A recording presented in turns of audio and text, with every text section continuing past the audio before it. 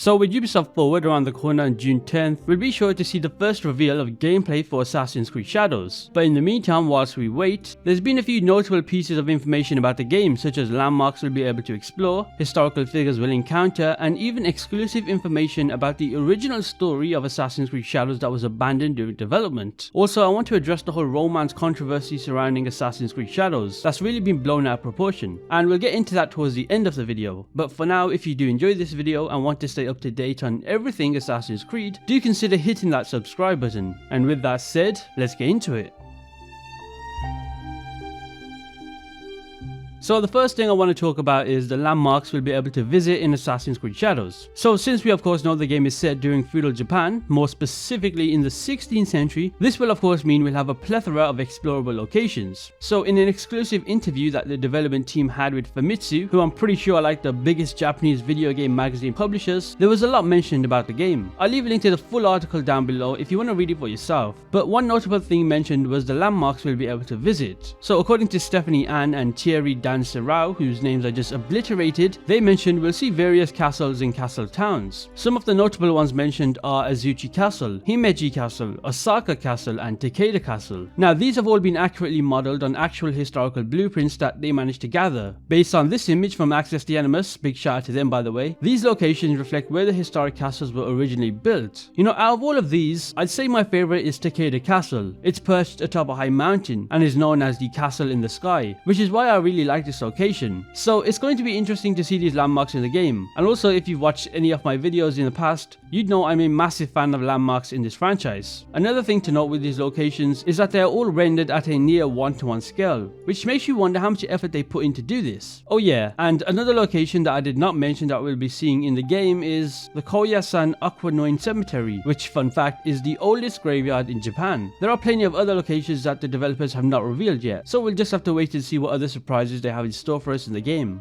So another thing I want to share with you is the recently released concept art for the game, which just looks stunning. So this first one shows a group of samurai warriors on what looks like a snowy battlefield, which goes back to previous information on seasons being a feature in the game. This concept art could perhaps show the warriors preparing for battle, or maybe they've just concluded one. In the background we can also see a lot of Japanese architecture. There's multi-tiered castles and a torii gate. This second concept art image shown here is another stunning one. I mean, they're all nice looking, so yeah. Anyway, this one, as much as it's cliche to say, reminds me a lot of Ghost of Tsushima. We can see what appears to be a stealthy shinobi in mid-action, likely executing a surprise attack. Once again, in the background there's a torii gate, but under it seems to be a samurai on horseback kind of silhouetted against the light. This third concept art is my personal favourite out of these four, and it's one that's very aesthetically pleasing. We can see a Japanese character of some sort on a horseback crossing a river, in a very autumnal looking forest with a waterfall. I'm not gonna lie, this one does make for a great wallpaper. Now what's interesting to note is that the Japanese character has an animal pelt draped over his horse, suggesting that hunting might be a feature in the game. Now I really enjoyed this feature back in Assassin's Creed 3, so it's exciting to see it potentially making a comeback. And this final concept art shows what might seem like Naoe trekking through a very dense misty forest. It does seem like the character's attention is directed towards what's ahead, which could perhaps be a cave entrance of some sort. Now correct me if I'm wrong on this, but I feel like the bottom left shows what appears to be a laughing Buddha statue, which represents a symbol of joy and prosperity. I mean, I could be wrong and it's not that at all, but that's just my guess. Maybe it's Thanos, who knows. Okay, so the next piece of information that I wanted to share are historical figures we'll meet in the game. So going back to that interview with Famitsu, the Ubisoft developers were asked the question, will other historical figures appear besides Oda Nobunaga and Yasuke? And their response was quite detailed, to be fair. So one of the characters mentioned was Louise Froise, who was a Jesuit missionary, and we'd meet this character at a meeting in Azuchi Castle. What's interesting about this character is that he was known in real history for his detailed writings on Japanese culture, and was also a friend of Oda Nobunaga. One thing I will say is it's going to be interesting to see the cultural exchanges between Japan and the West. I do wonder how that would play out in the game. Two other figures we'd meet are Nene and Oichi. Now these were women from that time period. Nene was the legal wife of Chiyotomi Hideyoshi, who was a feudal lord and a political figure during the period. Oichi was the sister of Oda Nobunaga, and was known for her connections through marriage to other powerful daimyo. I guess their inclusion in the game will likely explore their roles within the socio-political landscapes of that time, so that's going to be interesting to see how that will play out. We'll also meet a figure named Senno Rikyu. He was celebrated for perfecting the tea ceremony, so God knows how he'll play a role in the game. game. And lastly, there's also a figure named Kano Aitoku, who will meet in the game. Now this person was a famous painter known for their contributions for the development of the Kano school of painting, which greatly influenced Japanese art. There were also mentions of other figures who they have not named, so we'll just have to wait and see who they could be. This next piece of information I wanted to share relates to the map of the game. Now in my previous video on Assassin's Creed Shadows, I mentioned that the map is going to be a similar size to Origins, but since that video, the great people over at Access the Animus managed to create an outline that resembles the game's map. So it definitely seems like the game will be set during the Kansai region of the country, which for me is a great thing because I'd rather a small part of Japan instead of a massive map, which would definitely be lacking. Now this Kansai region includes both Kyoto and Osaka, which reinforces the likelihood that this will be the setting for the game. Another piece of information I wanted to share is to do with the Grapple Hook. So if you've been paying any attention to the Assassin's Creed Shadows news, then we should all know that Assassin's Creed Shadows will feature a Grapple Hook. But the whole discussion regarding it was if it's going to be similar to Assassin's Creed Syndicate, which was a more fixed zipline rather than a fully fledged grappling hook. But we now know that the Grapple Hook operates on a physics-based system. So it sounds like you throw it towards a point and swing from it, kind of like the grappling hooks in the Far Cry games. They've also mentioned that you can attach it to any ledge and various specific spots, which does open up opportunities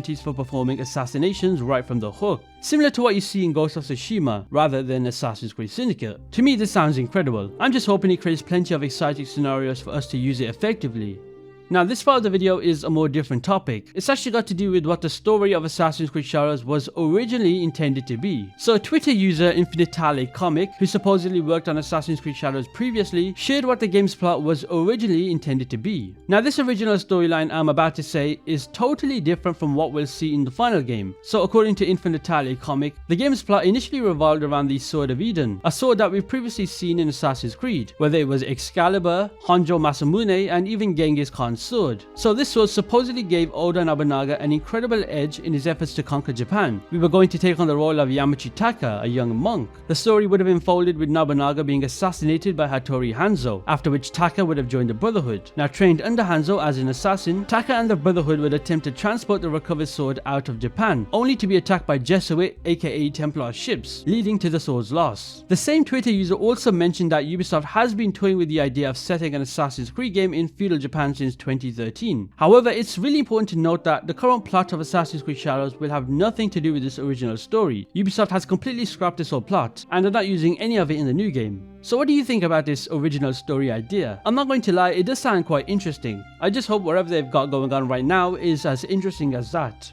Now this final part of the video is something that I just have to talk about and get off my chest, because the reaction I'm seeing from it is absolutely stupid and forced. So Ubisoft apparently seemed to confirm that the game will feature quote-unquote LGBTQ+ relationships with Nasuke and Naoi. First off, that's not even true. They did not confirm that. This all came from a fake IGN article that's not even real. Now what I'm about to say is the reaction people have been having towards this, which is so full of misinformation. So the characters themselves are not LGBT. Rather, as the player, you'll have the freedom to choose how to play them, which let me tell you is not a new concept in Assassin's Creed. You see, in Assassin's Creed Odyssey, you had the option to romance characters of any gender. It was not forced onto you, it was entirely your choice. The same choice was available in Assassin's Creed Valhalla. This is not a new concept. If you decide to play Yasuke as a gay, that's entirely up to you. Ubisoft is not labeling Yasuke as gay, trans, LGBTQ+, or whatever people have been saying. They're just giving you the freedom to make that decision. The overreaction to this is just another example of how quick people are to jump on the bandwagon and criticize the game, which really does show you how much of an easy target Ubisoft has become. We all know that there's clearly an anti-woke cult-like sentiment against this game, and those people are loving the fact that it's stirring up this much negativity. So they've even gone as far as to fabricate an IGN tweet about an article that does not exist. I mean, then again, people went wild when Aloy from Horizon Forbidden West had the option to kiss another woman in the Horizon DLC, and it was not even mandatory, it was completely optional. So if anything, this is just your typical case of degenerate behavior on the internet. Oh, and speaking of degenerate behavior on the internet, I've seen a post on Twitter where someone has face swapped Yasuke with George Floyd, and it's got millions of views. If anything, this whole controversy is showing us people's true intentions. If you decide to call these people out for clear racism, they'll just get defensive and say it's valid criticism when it's clearly not. In fact, this video will get dislikes simply because I'm defending Yasuke's portrayal, and people don't like that. I tweeted out a while ago, black representation in media is so frowned upon, and sadly it's never going to change. The real negative focus for this game should be on if Ubisoft are going to make a good or bad game. That's quite literally it. So yeah, I'm not even gonna outro this video. Just take care, and remember, at the end of the day, it's a